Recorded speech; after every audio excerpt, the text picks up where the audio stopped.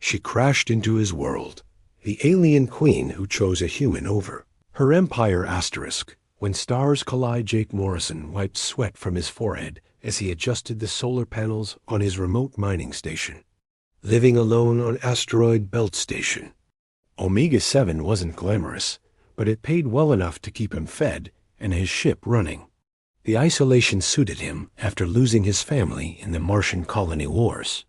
Out here, surrounded by nothing but space rocks and silence, he could forget the pain that followed him like a shadow. His scanner beeped urgently. Something big was approaching fast, too fast to be controlled. Jake rushed to his communication console, trying to raise the incoming vessel. Static filled the speakers before a voice broke through, speaking in musical tones he'd never heard before. Emergency landing requested. Engines failing. Please respond. The voice was female, desperate, and speaking perfect English despite its alien accent. Jake's heart raced as he activated the landing bay's emergency systems. He'd never seen an alien ship before, but the sleek silver craft that limped into his bay was clearly not human-made. It settled with a grinding crash that shook his entire station. Jake grabbed his emergency kit and ran to the bay. Smoke poured from the ship's hull as a section slid open with a hiss. What emerged made him forget how to breathe. She was tall, graceful, with skin that shimmered like moonlight on water. Her hair flowed like liquid starlight, and her eyes held the depth of nebulae. She wore form-fitting armor that seemed to be made of living metal. "Thank you for allowing me sanctuary," she said, stumbling as her ship sparked behind her.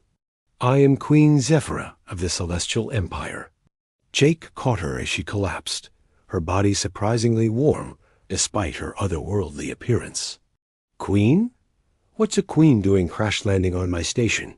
Her laugh was bitter. "Running from my own people. They wish to destroy Earth, and I refuse to let innocent lives be lost for our empire's hunger for expansion." As Jake helped her to his medical bay, she explained her situation. The Celestial Empire had discovered Earth and voted to conquer it. As their queen, she was expected to lead the invasion. Instead, she'd stolen crucial military codes and escaped, hoping to warn humanity and find a way to prevent the war. "Why? Would you betray your own people for strangers?"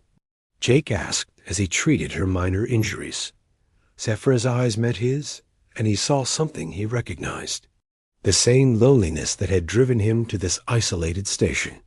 Because conquest is not strength. It is fear dressed as power. I have watched my empire destroy world after world, always claiming it was for the greater good. But there is no good in causing suffering.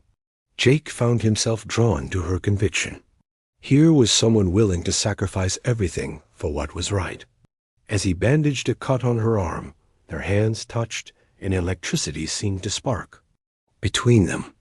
"Your ship won't fly again anytime soon," he said, trying to keep his voice steady. "The engine core is completely fried." "Then I am stranded here with you," she said softly. "Is that acceptable?" Jake looked at this alien queen who had given up everything to save his world. Her presence filled the empty spaces in his station, and somehow in his heart too. More than acceptable. "But we need to figure out how to stop your empire from attacking Earth." Zephyra nodded. "The invasion fleet will arrive in 1 month. We must warn your government and prepare defenses. But first, I must ask something of you." "What?" "In my culture, when someone saves a life, a sacred bond is formed. You saved me, Jake Morrison. By our laws, I am bound to you until the debt is repaid." Jake's pulse quickened. What does that mean exactly? Her smile was mysterious. "It means, dear human, that you are stuck with me, and I intend to show you exactly what it means to be bonded to a celestial queen." Hearts across the stars 3. Days passed like a dream Jake never wanted to wake from. Zephyra proved to be nothing like he'd expected from royalty. She helped repair his mining equipment, cooked exotic meals from his basic supplies that somehow tasted like heaven, and filled his quiet station with laughter he hadn't heard in years. But it was the quiet moments that affected him most. When she stood at the observation deck watching the stars, her expression thoughtful and sad, he wanted nothing more than to comfort her. When she worked beside him, their hands accidentally brushing, the contact sent warmth through his entire body. "Tell me about your family," she said one evening as they shared dinner in his small dining area. Jake's smile faded. "Lost them in the war on Mars. That's why I came out here. Too many memories back home." Zephyra reached across the table and took his hand. "I understand loss. I lost someone too. His name was Kellen, a soldier in my guard. He died protecting civilians during a rebellion on one of our conquered worlds. He showed me that true strength comes from protecting others, not controlling them. Is that why you're really doing this?" "For him? Partly.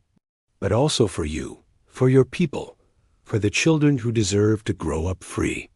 Her thumb traced circles on his palm, "and perhaps selfishly for myself. I am tired of being alone at the center of an empire." Jake turned his hand to capture hers. "You're not alone anymore." Their eyes met across the small table, and the air seemed to shimmer with possibility. Jake had never believed in love at first sight, but whatever was happening between them felt deeper than attraction. It felt like recognition, like coming home after a long journey. "Jake," she whispered, "there is something else you should know about the bonding ritual." "What's that?" "When a celestial bonds with someone, we share more than loyalty. We share emotions, sometimes even thoughts. I can feel your loneliness, your pain from losing your family. But I can also feel something else." Jake's heart hammered. "What do you feel?" "The same thing I feel for you. This connection between us, it is not one-sided." Before he could respond, alarms shrieked through the station. Jake jumped up, checking his scanners. 3 ships appeared on his screen, sleek and deadly looking. "Imperial scouts," Zephyra said, her face going pale. "They have found me." Jake's blood ran cold as a transmission came through. The voice was harsh, authoritative. "Queen Zephyra, you will surrender immediately. Return to the fleet and accept punishment for your treason, or we will destroy you and anyone who harbors you." Zephyra stood, her posture shifting from gentle companion to regal queen in an instant. "I will not surrender, and I will not allow them to harm you. There are 3 of them, and my mining ship isn't exactly built for combat," Jake said, but he was already moving toward the hangar. "Though I've got a few tricks they won't expect."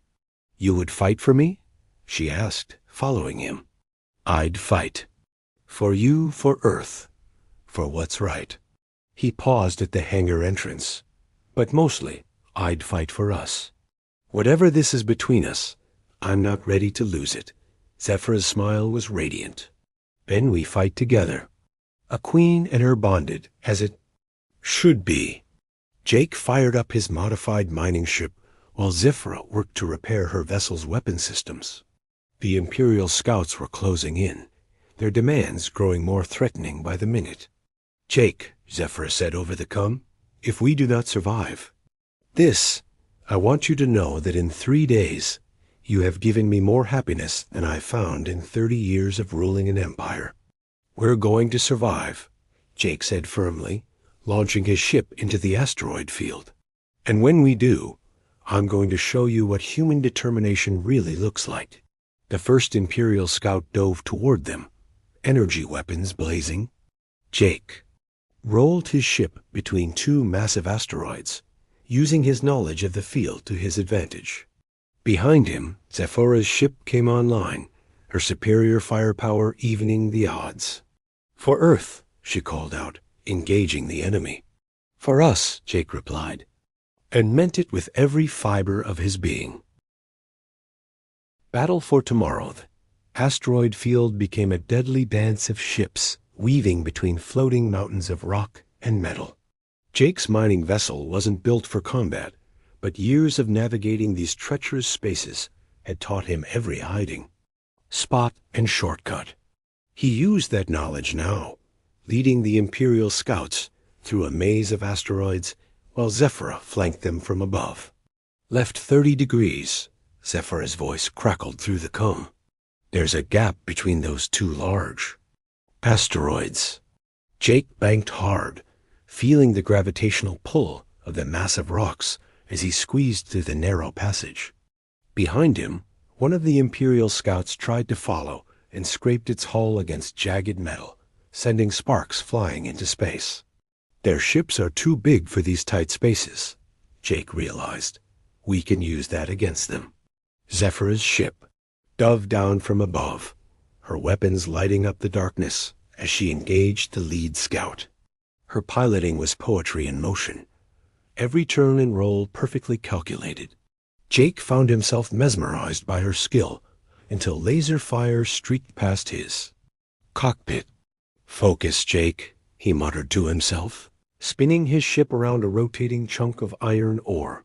The battle raged for an hour, with Jake and Zephyra working together like they'd been partners for years. She would draw the enemy into position, and he would use his superior knowledge of the field to trap them or force them into disadvantageous positions. Slowly, they were wearing down the Imperial forces, but their luck couldn't last forever.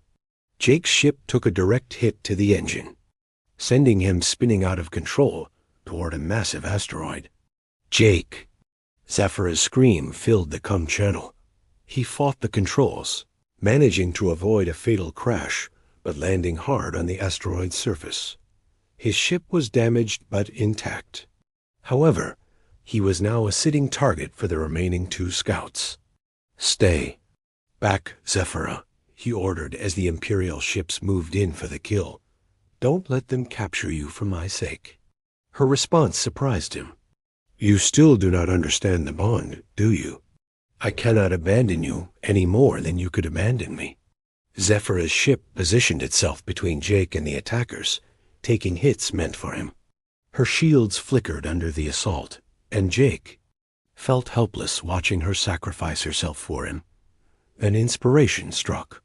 Jake activated his mining laser, not at the enemy ships, but at the asteroid beneath him. The powerful cutting beam sliced through rock and metal, destabilizing the entire structure. "Zephyra, get clear," he shouted as the asteroid began to break apart. She understood immediately, pulling her ship away as chunks of rock the size of buildings began floating apart. The Imperial scouts, focused on their attack, didn't notice the danger until it was too late. Debris crashed into both ships, disabling one and destroying the other. The surviving scout retreated, limping back toward the Imperial fleet.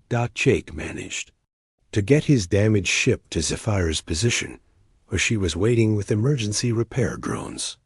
As soon as he docked with her vessel, she ran to meet him, throwing herself into his arms. "I thought I had lost you," she whispered against his chest. "Not a chance," Jake said, holding her tight. "We make a good team." "We do indeed." She looked up at him, her eyes bright with unshed tears. "But this is only the beginning. That scout will report our location to the fleet. They will send more ships, more powerful ones." Jake cupped her face in his hands. "Then we'd better warn Earth and prepare for war. But whatever comes next, we face it together." "Together," she agreed, and when their lips met, Jake felt like he was finally complete. The kiss was interrupted by proximity alarms. Another ship was approaching, but this one was human. Jake recognized the design as a deep space patrol vessel. "This is Captain Reynolds of the Earth Defense Force," came the transmission. "We received your distress signal. Are you in need of assistance?" Jake and Zephyra exchanged glances. This was their chance to warn Earth about the coming invasion. "Captain Reynolds," Jake replied, "you're going to want to hear what we have to tell you." The future of humanity depends on it. As the EDF ship docked with theirs, Zephyra squeezed Jake's hand. Are you ready to save 2 worlds? Jake smiled, feeling more alive than he had in years. With you, I'm ready for anything. Love and war. The Earth Defense Force debriefing room buzzed with tension as Jake and Zephyra finished explaining the situation to Admiral Foster and his staff. Maps of the solar system covered the walls, marked with defensive positions that suddenly seemed woefully inadequate. You're asking us to believe that an alien armada is coming to invade Earth, Admiral Foster said, his weathered face skeptical. And our only warning comes from their queen, who claims she's betrayed her own people for love. Not just for love, Zephyra said firmly, though her hand found Jake's under the table. For justice.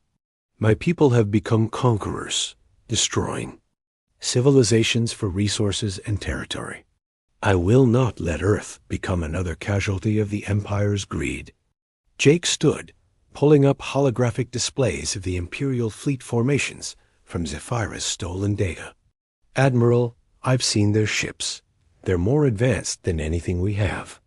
Without warning, without preparation, Earth doesn't stand chance. The invasion fleet consists of 200 warships, Zephyra added. They will arrive in 3 weeks. Your current defenses would last perhaps 3 hours against them. The room fell silent as the magnitude of the threat sank in. Finally, Admiral Foster spoke. What do you propose we do? Even with 3 weeks, we can't build enough ships to match their numbers. Zephyra's eyes lit up. We do not need to match their numbers. We need to make invasion too costly to continue. The Empire respects strength, but they also value efficiency. If Earth proves too difficult to conquer, they may seek easier targets. She's right, Jake said, studying the tactical displays. We need to make them think twice about this fight. Over the next several days, Jake found himself at the center of humanity's greatest military mobilization.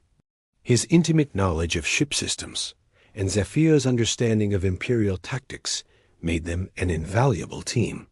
They worked 18-hour days, barely stopping to eat or sleep, but it was the quiet moments that meant the most. Late at night, when they finally collapsed into bed in their shared quarters, Zephyra would curl against Jake's side and whisper stories of her homeworld. She spoke of crystal cities that sang in the wind, of festivals where entire populations celebrated under 3 moons, of the beauty her people had lost in their quest for dominance. Do you ever regret it? Jake asked one night, stroking her silver hair. Giving up everything you knew? How can I regret finding you? She replied, pressing a kiss to his chest. I was a queen without a kingdom worth ruling. Now I am a woman with a cause worth dying for. Let's focus on living for it. Instead, Jake said, holding her closer. Their relationship deepened during those intense weeks. The bond Zephyra had spoken of proved real in ways Jake hadn't expected. He could sense her emotions, feel her determination mixed with fear for both their peoples. In return, she absorbed his steady resolve, his refusal to give up even when the odds seemed impossible. The night before the Imperial fleet's arrival, they stood together on the observation deck of the Lunar Defense Station, watching Earth turn slowly below them. The planet looked peaceful, blue and white and beautiful, unaware of the battle that would decide its fate. Whatever happens tomorrow, Jake said, I want you to know that meeting you changed everything. You gave my life meaning again. Zephyra turned in his arms, her eyes reflecting the stars. And you showed me what it means to love something more than power. If we survive this, I want to spend the rest of my life learning about your world, your people. And if we don't survive, then we face the end together, as bonded souls should. Their kiss was interrupted by alarms throughout the station. The long-range sensors had detected the Imperial fleet dropping out of hyperspace at the edge of the solar system. It begins, Zephyra whispered. Jake took her hand as they headed for the command center. Then let's show them what humanity is made of. The command center erupted in controlled chaos as reports poured in from across the system. The Imperial fleet was massive, a wall of silver ships stretching across space like a metallic storm cloud. At its head flew the Celestial Throne, Zephyra's former flagship, now commanded by her younger brother, Prince Vex. Incoming transmission. The communications officer announced.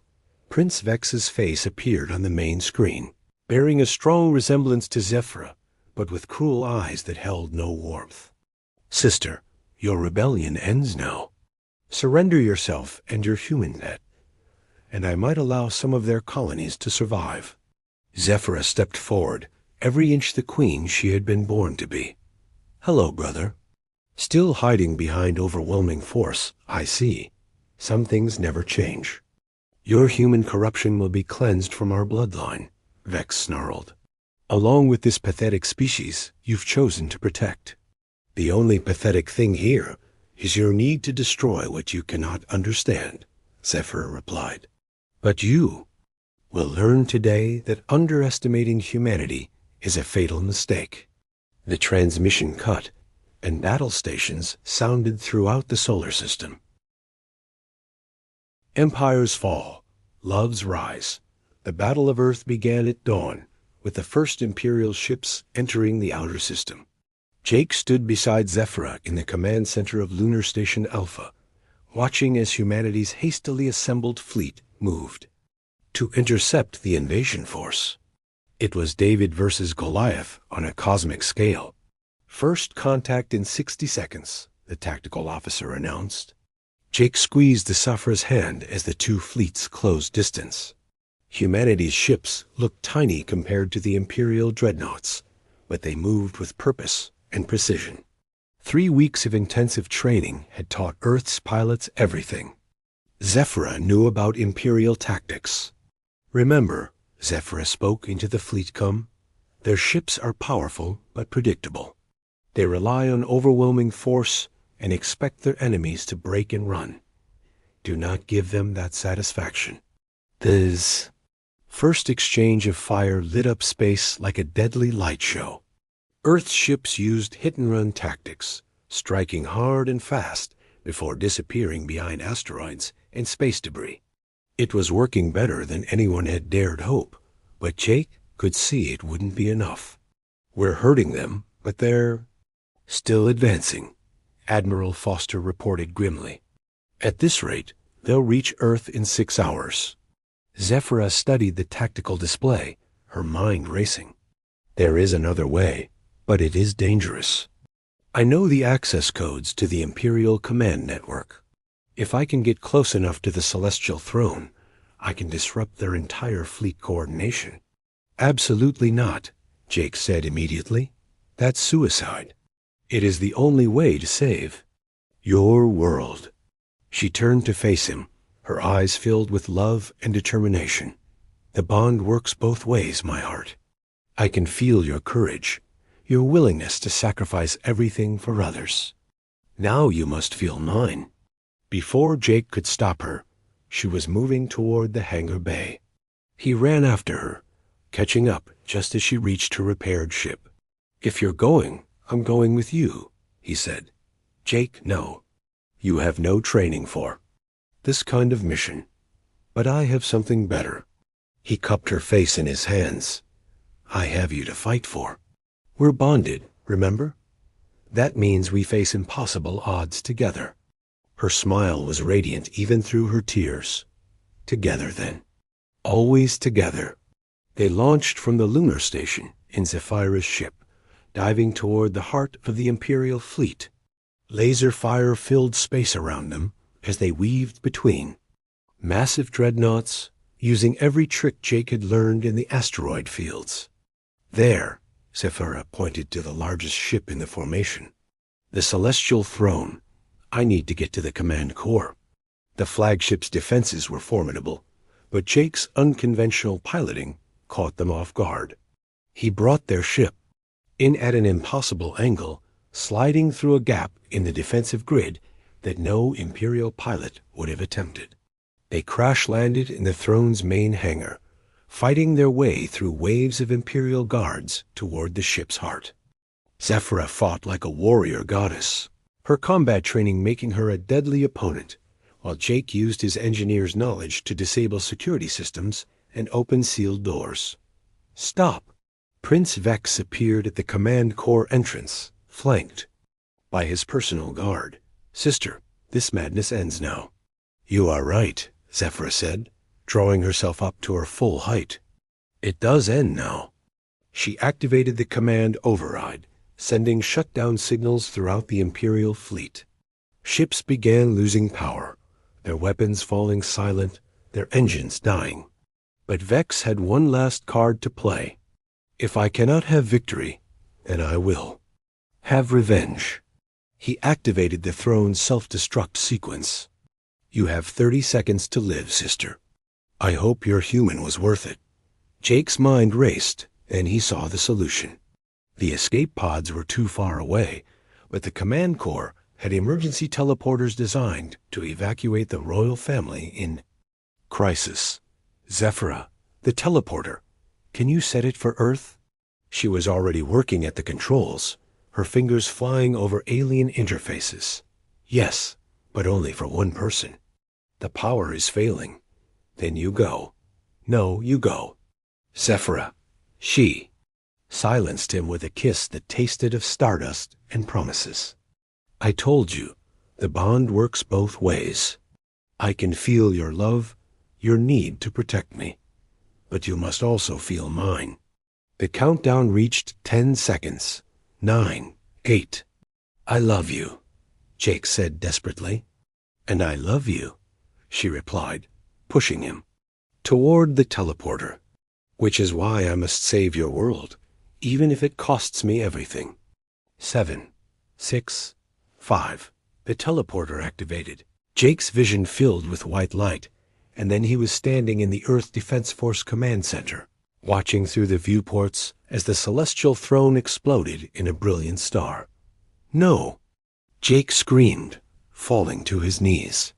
But then Admiral Foster was shaking him, pointing at the scanners. "Look, something's escaping the explosion." A small craft, barely visible against the dying fire of the flagship, limped toward the Earth. "Fleet."